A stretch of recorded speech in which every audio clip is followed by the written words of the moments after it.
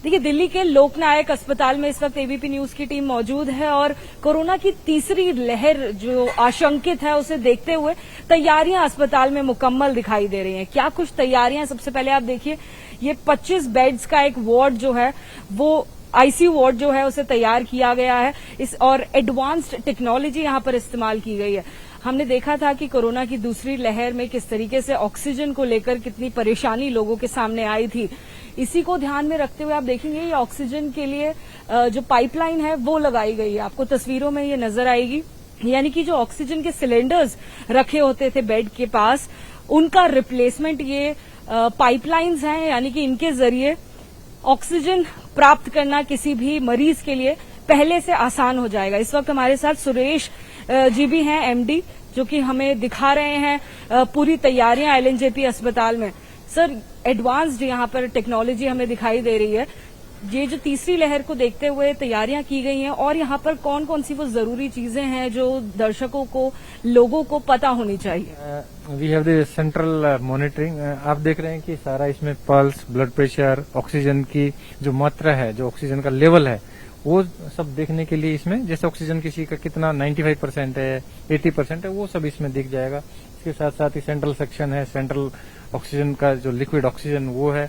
इसके साथ साथ कार्डियक मॉनिटरिंग है और हमारा यहाँ पे जो स्टाफ है वो वेल ट्रेंड है, जो आईसीयू के लिए यदि किसी भी पेशेंट्स को वेंटिलेटर की आवश्यकता होती है तो इसमें वेंटिलेटर अभी लग रहे हैं। ये सारा हमारा ये थर्ड वेव के लिए हम तैयार कर रहे हैं और किसी भी पेशेंट्स को बाईपैप, एचएफएनओ, वेंटिलेटर या आईसीयू बेड्स का कोई भी दिक्कत ना हो, वो सब देखते हुए अब हमने ये एक्स्ट्रा फैसिलिटी हम बनाने जा रहे हैं। यहाँ पर सर कितने बेड्स हैं जो हमें फिलहाल इस वार्ड में दिखाई दे रहे हैं? ये कितनी तैयारी है? 25 जो है ये एडवांस बेड हम बना रहे हैं एडवांस मॉनिटरिंग के लिए। इसके साथ साथ हमारे ऑलरेडी जो आईसीयू बेड हैं, एनेस्थीसिया के, कार्डियोलॉजी, मेडिसिन आईसीयू, वो लगे। ये हम खाली थर्ड वेव के लिए ही हमने ये एक्स्ट्रा फैसिलिटी का अभी निर्माण हुआ है।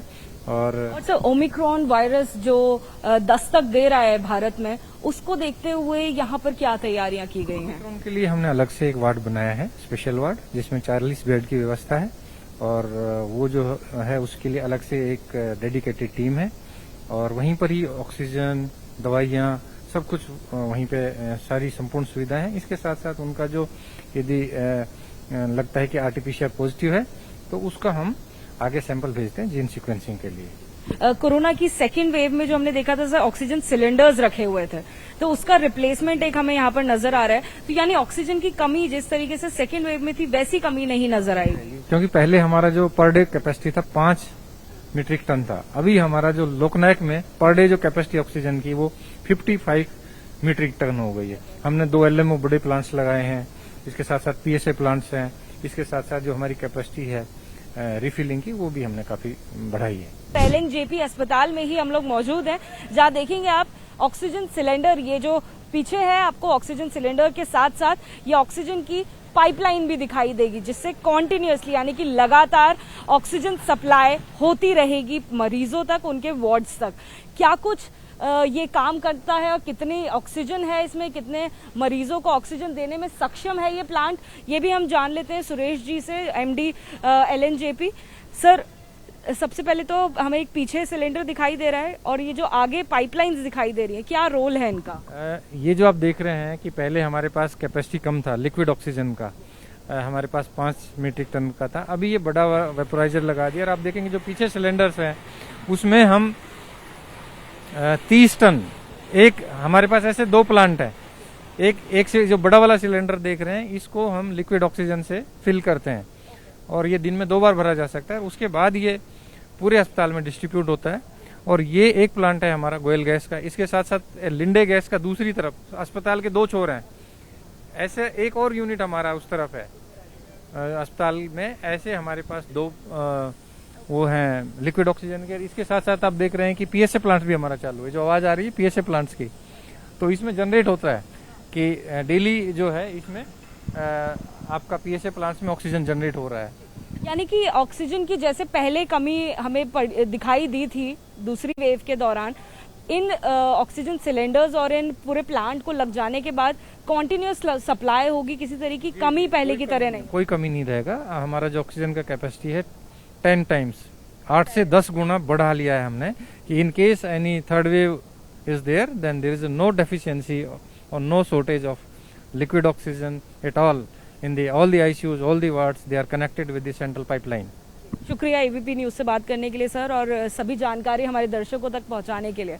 तो देखिए, जैसे कि सर ने बताया, ये जो प्लांट आपको दिखाई दे रहा है ये पूरी तरीके से सक्षम है पूरे अस्पताल में ऑक्सीजन सप्लाई करने के लिए। वो मरीज जो कि वार्ड में रहेंगे, भर्ती रहेंगे, जिनका इलाज होगा, उनको किसी भी तरीके से ऑक्सीजन की कमी नहीं खलेगी, कमी जो है वो महसूस नहीं होगी, क्योंकि अस्पताल प्रशासन की तरफ से तैयारियां मुकम्मल कर ली गई हैं। आपको पीछे एक ऑक्सीजन सिलेंडर दिखाई देगा, उस ऑक्सीजन सिलेंडर के साथ साथ आगे की तरफ आपको ये जो 2 पाइप नुमा जगह दिखाई दे रही है, ये दरअसल ऑक्सीजन सप्लाई का एक प्लांट है, और इस प्लांट को कनेक्ट किया गया है इस पीली पाइपलाइन के जरिए। आपको देखिए आपको तस्वीरों में हम दिखाते हैं, इस प्लांट के साथ साथ पीले रंग की पाइपलाइन जा रही है।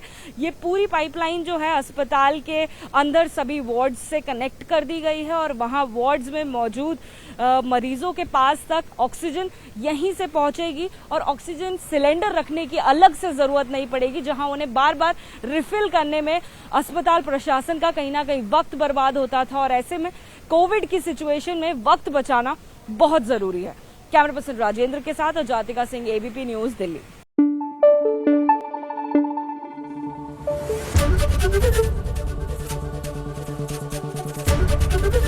एबीपी न्यूज आपको रखे आगे।